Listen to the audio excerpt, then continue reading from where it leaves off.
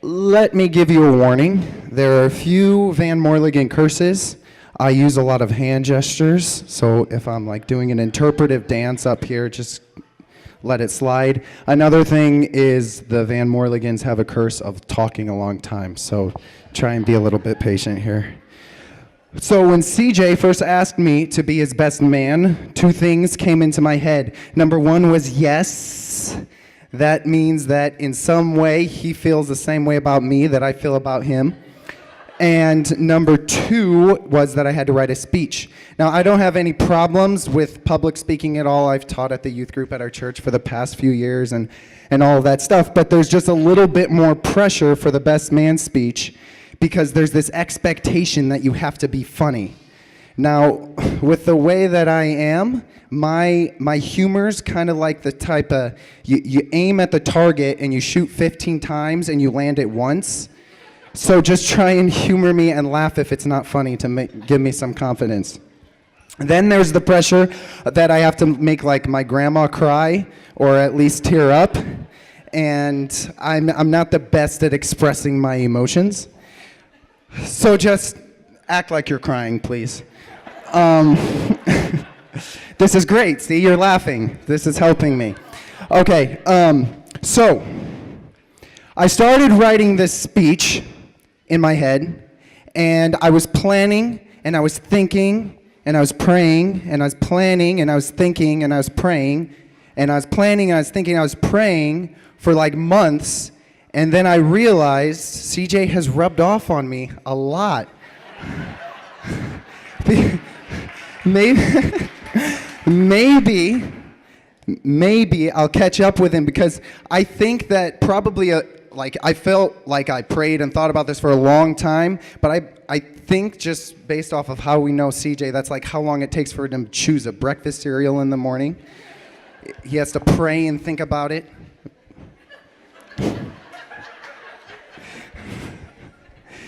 But that is the last I'm going to mention of CJ's thinking, because we all know CJ's a thinker, and I don't like it that we always just say that and put him in a box, because he's so much more than that. Now, he's a thinker, yes, that's great, but he is so much more to me than just a thinker. So I'm going to go over a few of those things. For example, a lot of times when people think of thinkers, they think of like black and white, logical, dry sort of people. But CJ is actually like super emotional. One of the most emotional people that I know.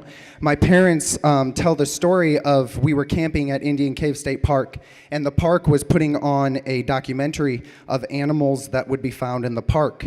And so it is low budget, state park, just putting on a thing on their outdoor theater. And there was this little rabbit, and it was running from a coyote, and it ran into a bush. And in order for it to not be too graphic, the bush shook a little bit.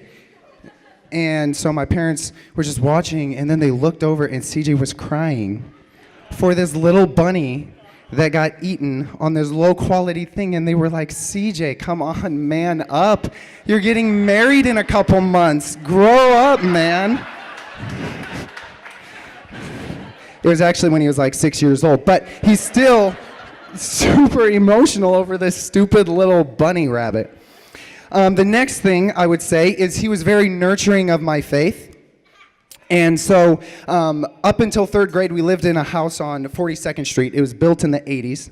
And in the basement is where we played. Now, we would go all out. I've been to a few friends' houses, and their mom will say, oh, you made such a mess. And I'll be like, you need to come over to our house, because we would go across the whole basement playing Lost in the Rainforest, building superhero bases, whatever it was.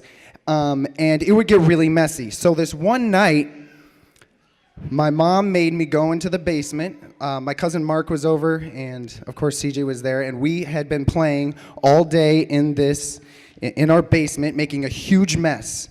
And then she wanted me to go clean it with Mark, and I was terrified of the basement. because there were these like French doors, I guess that's what you call them, like they like reclined back and they were shaky. They were from the 80s. They were creaky, and it was like a dark brown sort of creepy color.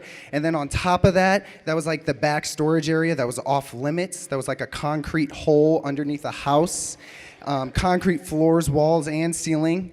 It's where we went when there was a tornado. My dad found a rat skeleton on top of a light in there when he was cleaning once. Like, it was the scariest place in the house. And so I had to build up all this courage because I had to be obedient to my parents. And so I had to build up all this courage to go into the basement to clean the basement, and I was terrified. And so I was like, I know, Jesus will protect me, of course. Jesus will protect me. So I picked up my Bible, and I went in the basement. I'm going, Jesus will protect me, Jesus. And I'm like starting to clean up. Then all of a sudden I hear a noise, not in the direction that Mark was cleaning up, in a different direction. And I kind of paused, and I'm just thinking, Jesus will protect me, Jesus will protect me. And I look over, and the French doors start shaking really hard. And so I'm going, Jesus will protect me, Jesus will protect me, Jesus will. Ah! And I threw my Bible onto the ground and started hightailing it out of there. In the corner of my eye, I could see CJ opening the French doors, and him and Mark were just rolling on the ground laughing. And so he taught me a valuable lesson that Jesus would protect me, except from the wrath of an older brother. But honestly, he actually did nurture my faith. Okay, so one more story, because any perfect speech or sermon or anything comes in threes. The third story is a story that I think describes CJ perfectly. So, oh, that was loud in my ear. So, we have a forest in our backyard now. After we moved from the Frederick Street house, we moved to one in Elkhorn, and we have a forest in our backyard. And we would always go back there and play all sorts of different games and stuff. Lord of the Rings, Army, whatever it was. And there was a creek that ran down the middle. Now, in the wintertime, obviously, it would get snowy and cold, and the creek would freeze over.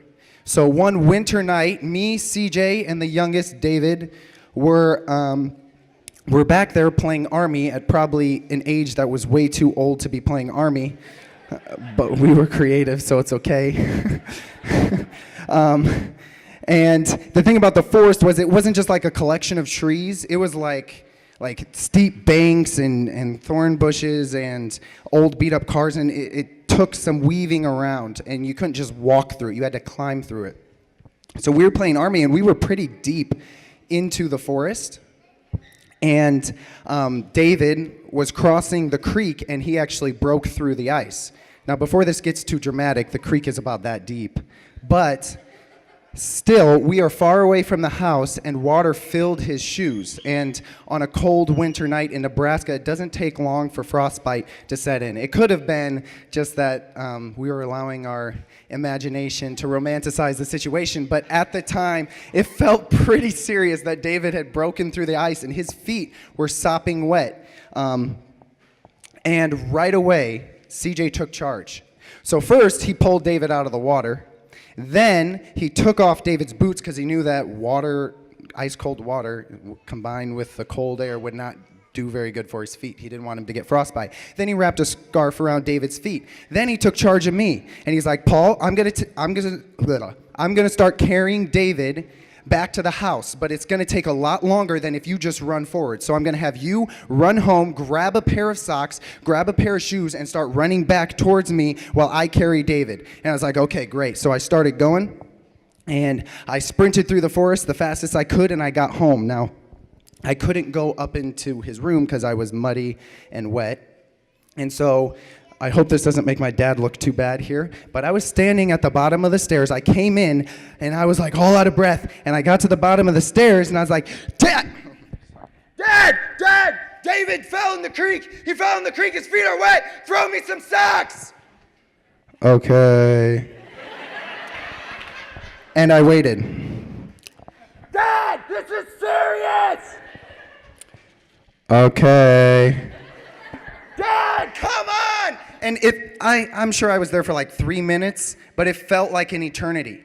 So then finally, when I'm assuming the commercial break happened, Socks came down the stairs, and I picked him up, and I went to start running back towards David, and CJ had carried him the entire distance of the forest all the way back.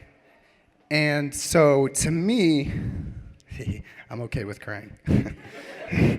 So to me, that shows CJ's leadership. He took charge in the time when he was serious. He humbly took the more difficult job of carrying David, because it was actually probably because he knew I would have left David there. But either way, he humbly took the job of carrying David. He had the endurance and strength to carry David at a young age through the forest all the way back home. CJ has done that with all three of us younger siblings, though. He has been the leader for us. He has endured for us. He has cared for us. He has been humble for us. And it's crazy because, like, in life, a lot of people will impact you in all sorts of different ways. And people seem to let that slide too often without thanking someone properly. And I don't want that to be missed with CJ, because he has impacted me more than you probably know. A while back, he was talking about our parents, and he was saying how lucky we are to have parents to have loved and cared for us so much that we don't even begin to realize how lucky we are to have the parents we do.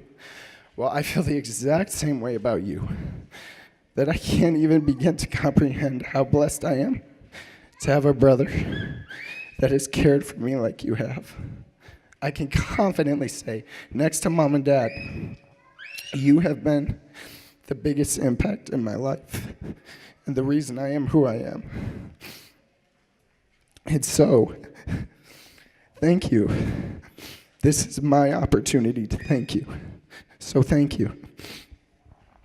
So with those leadership skills, take care of Rebecca, your beautiful wife, who I think it's already been said. Every time I hear someone talk about Rebecca, it's always, oh, she's just the sweetest thing. She is the sweetest person I've ever met. She is so sweet, and it's always sweet, which is true. She's so sweet. But on top of that, she's so authentically caring for people. We were talking at Christmas time, and I was like, I could probably get her a box of nails for Christmas, and she would act like she would like it. And then CJ corrected me, and he said, no, she would probably find a use for those nails and authentically like it. She is authentic and loving and caring of people. And it's been said a few times that you two will complement each other so well, because she is so sweet and caring towards people, and you are so filled with the truth and stable and logic, and you two paired together will be potent. Take care of him, please. It's kind of creepy to say, but if I were a woman, I would want to be you right now.